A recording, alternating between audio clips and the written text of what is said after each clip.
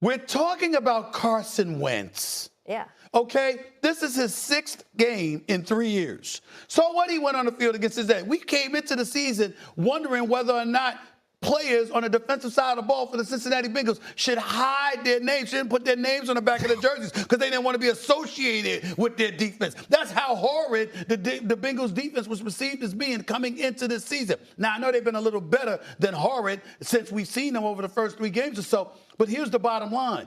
You're going up against the Bengals. You passed for 173 yards, a couple of touchdowns. I mean, you want a cookie? It's Carson Wentz that we're talking about here. We're going to really sit here with a straight face and say, we'd rather have Carson Wentz than Aaron Rodgers. Against the Steelers defense? Stephen A.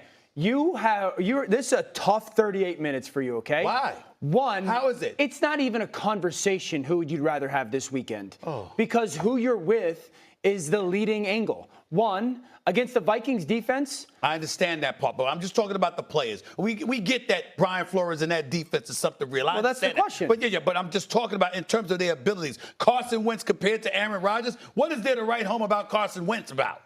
That's all I'm saying. Because I'm not playing tennis one-on-one with them.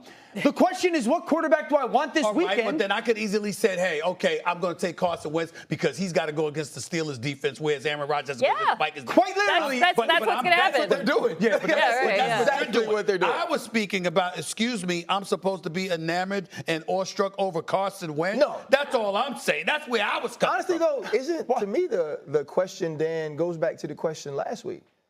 Do you want Carson Wentz or J.J. McCarthy? That's the question. That's the more debatable question. And by the way, J.J. McCarthy wasn't much to write home about other than the fourth quarter against Chicago. Yeah. Let's not be fools here. Right, and I know you watch the game the way I do. I know you watch the game the way I do. We could watch that tape. Like, that wasn't all about Carson Wentz. No. Brian Flores was amazing. Ridiculous. Isaiah Rodgers made a ton of plays. Jordan Mason ran the football, and you saw why they went out and got. I'm not talking about that, but you look at that first drive, the competency, the level of professionalism, the way he went through his reads, right? Second to last drive of the first half. Got right back down there. You score again. Then you open the second half with another big drive. Like, we haven't seen that team look like that offensively over a prolonged period. And so what happens is, you are right.